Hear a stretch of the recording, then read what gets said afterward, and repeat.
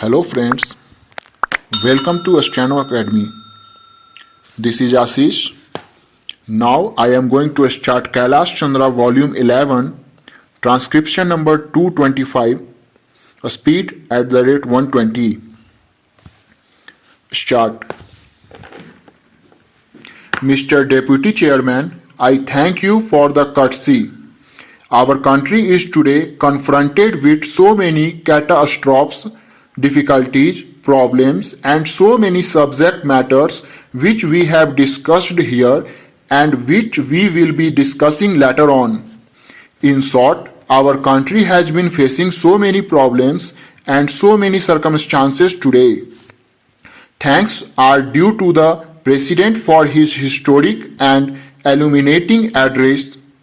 He has thrown light all round on all the aspects of things which took place the year before and which are existing before us today and which we will have to face hereafter.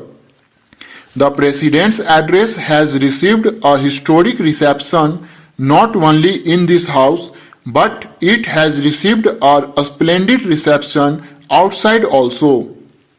There is no doubt that things which have been discussed in the historic address of the President are worth taking into very serious consideration, and after passing the motion of thanks, we will go out to act upon that.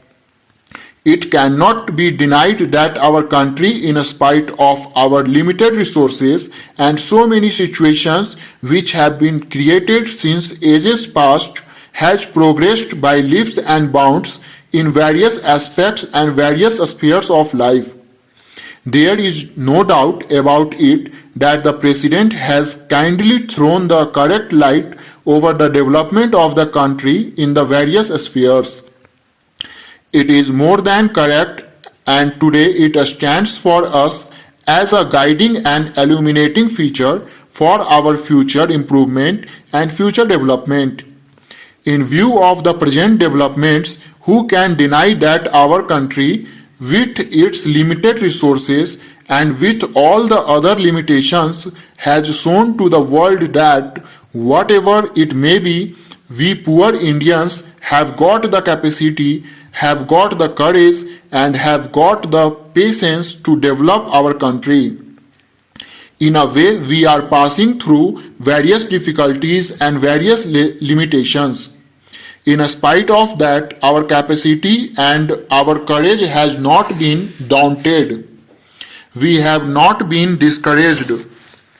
We are going on with a speed on the road of progress, on the road of development.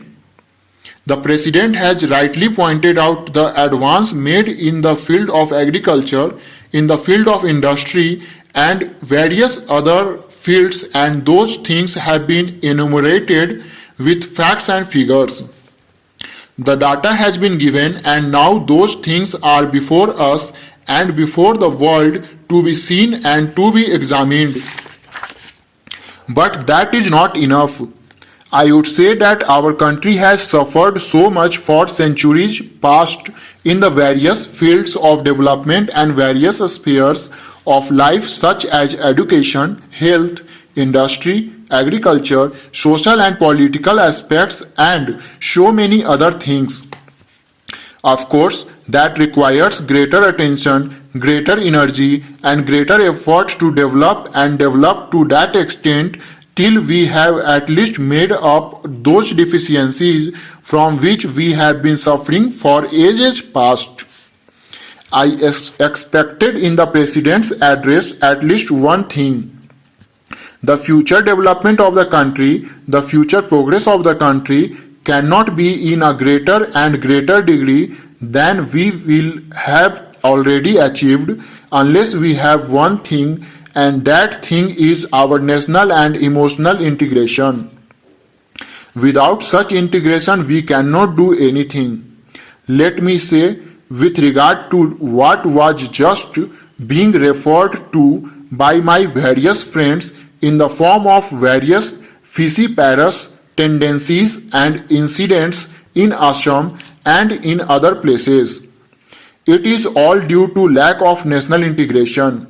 That much of national integration has not been developed as yet amongst us, that sort of national and emotional integration which will strengthen our hands, strengthen our spirit, strengthen our soul, strengthen our national stand, so that we may correct ourselves if such circumstances befall. The fault lies with us. Also, the fault lies with our government. The fault lies with our organization that we did not consider it so important. This question of national integration was not considered so serious as it deserved. I still say that all our efforts will become fruitless unless there is national integration. It will be bankruptcy of administration if we do not pay greater heed and attention to the immediate development of national integration in the country.